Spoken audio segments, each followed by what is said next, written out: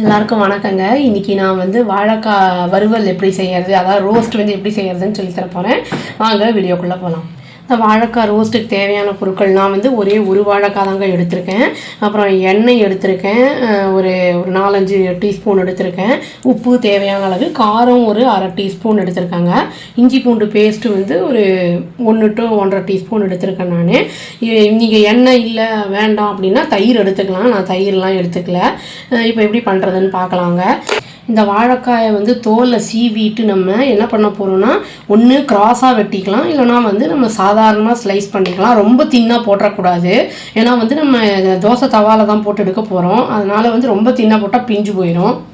பாருங்கள், இந்த மாதிரி கட் பண்ணிக்கணும். இவ்வளோ திக்னஸ் வச்சுருக்கேங்க. நான் ரொம்ப குண்டாகவும் இருக்கக்கூடாது, ரொம்ப மெல்லிசாகவும் இருக்கக்கூடாது. இந்த மாதிரி நான் கட் பண்ணியிருக்கேன். அந்த காம்பு, அந்த ஓரத்தில் இருக்கிறது எல்லாத்தையும் கட் பண்ணி எடுத்துட்டேன். இப்போ வந்து மேரினேட் பண்ணிடலாங்க. ஒன்றா கொஞ்சமாக வந்து இந்த இஞ்சி பூண்டு பேஸ்ட் போட்டுக்கலாம்.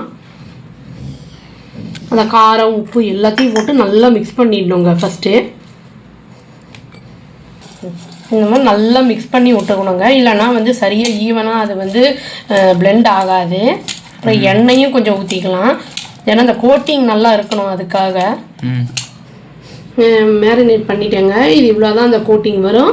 அப்புறம் வந்து 10 to 15 minutes வந்து அதை ஊற விட்டுறலாம். அதை ஊறினதுக்கப்புறம் வந்து அதை நம்ம தோசை தவாவில் வந்து போட்டு எடுத்துடலாம். அதை இதுக்கு சப்போஸ் நம்மளுக்கு இந்த காரத்தை தவிர வேறு ஏதாவது வேணும்னா கரம் மசாலா பொடி, இல்லாட்டி வந்து பிரியாணி மசாலா பொடி, அந்த மாதிரி ஏதாவது போட்டுக்கலாங்க. இது வந்து லெமன் ரைஸு, அப்புறம் கேர்ட் ரைஸ் நல்லா தாளிச்சது, அப்புறம் வந்து இந்த சாம்பார் சாதம், அதுக்கெல்லாம் ரொம்ப ரச சாதம், இதுக்கெல்லாம் ரொம்ப நல்லாயிருக்கும். சாதாரணமாக கட் பண்ணி பண்ணுறத விட இது வந்து வேறு மாதிரி இருக்கும் டேஸ்ட். இது இப்போ கடாய் வச்சுட்டாங்க, ஆன் பண்ணிவிட்டு கொஞ்சோண்டு எண்ணெயை ஊற்றி சூடாகட்டும். இந்த ரெசிபி வந்து நம்ம ஷாலோ ஃப்ரை தாங்க பண்ண போகிறோம், டீப் ஃப்ரைலாம் பண்ண போகிறதில்ல. எண்ணெயையும் ஊற்றி சூடாகிடுச்சுங்க. இப்போ அந்த வாழைக்காயை நான் வந்து போட்டிருக்கேன். கொஞ்சம் 5 போட்டு எடுக்கிறேன். நான் சீக்கிரமே ஆயிடும். அது ரொம்ப வந்து திருப்பி போடணும் கொஞ்சம் வெந்ததுக்கப்புறம். அவ்வளோதாங்க, நல்லா வந்து ரோஸ்ட் ஆகிடுச்சு. இது வந்து ரொம்ப வந்து கருப்பாச்சுன்னா கசப்பாயிடும். அதனால் இந்த ஸ்டேஜில் எடுத்துடலாம் நம்ம. அவ்வளோதாங்க, இது வந்து டேஸ்டியான வாழைக்காய் ரோஸ்ட் வந்து ரெடி ஆகிடுச்சு. இது வந்து நம்ம கடைசியில் வந்து கொத்தமல்லியை போட்டு நல்லா கார்னிஷ் பண்ணிக்கலாம். வேணும்னா நம்ம சப்போஸ் ஏதாவது புளிப்பாக வேணும் அப்படின்னா எலுமிச்சம்பழம் புளியணுன்னா பிழிஞ்சிக்கலாம். அது வந்து அவங்க விருப்பம். அது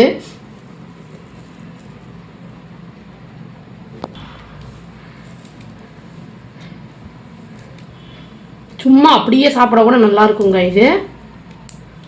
இது வந்து வெளியில் வந்து நல்லா கிறிஸ்பியாக இருக்குங்க, உள்ளே வந்து சாஃப்டாக இருக்கும். இது வந்து வேக வச்செல்லாம் பண்ணால் ரொம்ப வந்து கொலன்னு ஆயிடும். அதை கரெக்டான ஸ்டேஜில் எடுக்கலைன்னா நல்லா வராது.